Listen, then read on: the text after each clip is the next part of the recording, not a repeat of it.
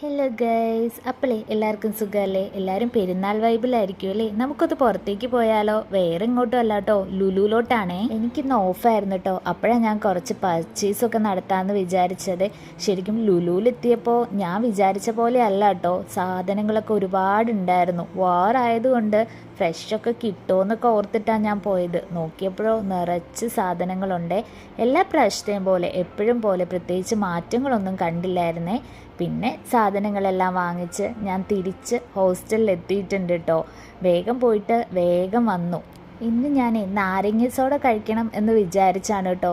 സോഡയും നാരങ്ങയും ഒക്കെ കണ്ടപ്പോൾ അതെല്ലാം വാങ്ങിക്കൊണ്ടാണ് കേട്ടോ പോകുന്നത്. ഓരോരോ ആഗ്രഹങ്ങളെ. അപ്പോഴേ നമുക്കൊരു നാരങ്ങ സോഡ കഴിച്ചാലോ? ഗ്ലാസ് എടുത്തിട്ടുണ്ടേ.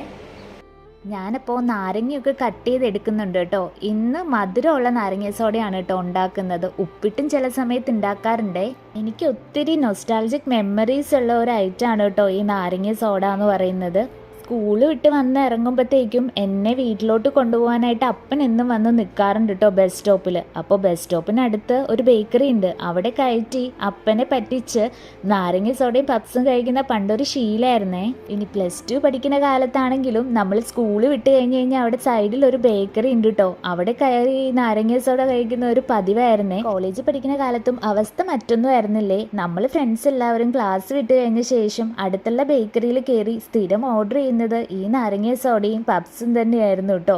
അപ്പോൾ ഇന്ന് ഞാൻ എൻ്റെ ഓർമ്മകളെ എല്ലാം സ്മരിച്ചുകൊണ്ടാണ് കേട്ടോ ഇന്ന് ഇതുണ്ടാക്കിയത്. അപ്പോൾ നിങ്ങൾക്ക് ഇതുപോലുള്ള ഒത്തിരി ഓർമ്മകൾ കാണില്ലേ?